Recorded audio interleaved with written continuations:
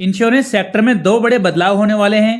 पहला, सरकार insurance sector में 100% एफडीआई लाने की तैयारी में है और दूसरा, अब इंश्योरेंस एजेंट एक से अधिक कंपनियों की पॉलिसी सेल कर सकेंगे। इसके लिए सरकार विंटर सेशन में इंश्योरेंस अमेंडमेंट बिल लाने की तैयारी में है। इस वक्त चारों तरफ ये खबर चल रही है कि इस बिल के पास होने के बाद एजेंट्स को इसका सबसे बड़ा लाभ मिलेगा। तो आइए आगे वीडियो में जानते हैं कि 100% एफडीआई और एजेंट को एक से अधिक कंपनी के प्रोडक्ट बेचने की छूट देने का मामला क्या है और इससे एजेंट को किस प्रकार लाभ मिलेगा। सबसे पहले बात करते हैं एफडीआई की। एफडीआई यानी फॉरेन डायरेक्ट इन्वेस्टमेंट, यह एक प्रकार का निवेश है जो किसी देश में स्थित व्यक्ति या कंपनी द्वारा दूसरे देश में स्थित व्यावसायिक इकाई में किया जाता है। यानी दूसरे देश के किसी व्यक्ति या कंपनी द्वारा भारत की किसी व्यावसायिक इकाई में किया गया निवेश एफडीआई कहलाएगा। खबरों के अनुसार सरकार इंश्योरेंस सेक्टर में एफडीआई को 100% करने की तैयारी में है। इंश्योरेंस कंपनी के लिए अभी एफडीआई की सीमा 74% है। इसी वजह से विदेशी कंपनियां भारत में कार्यरत इंश्योरेंस कंपनीज के साथ मिलकर इंश्योरेंस सेक्टर में निवेश कर पाती हैं, न कि अकेले के दम पर।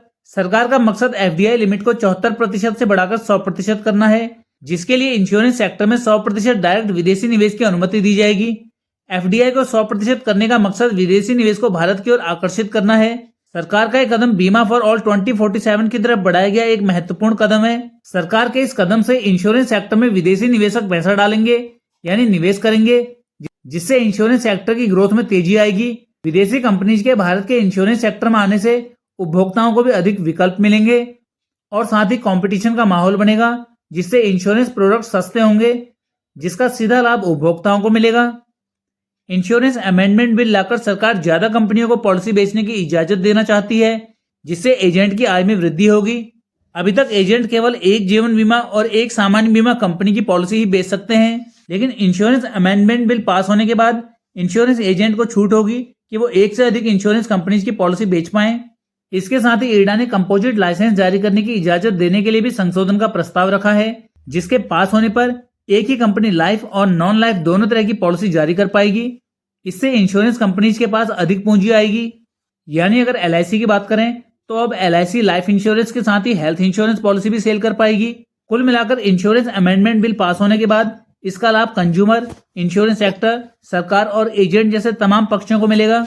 इससे पहले भी 2021 के बजट में एफडीआई को 49% से बढ़ाकर 74% किया गया था। तभी ये स्पष्ट हो गया था कि आने वाले समय में इसे और अधिक बढ़ाया जाएगा।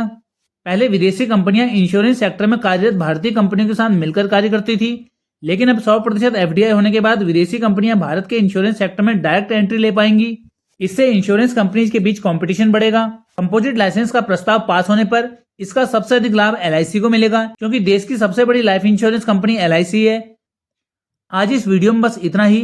एफडीआई को 100% करने और एजेंट्स को एक से अधिक कंपनी की पॉलिसी सेल करने की छूट देने के नियम पर आपकी क्या राय है, कमेंट करें।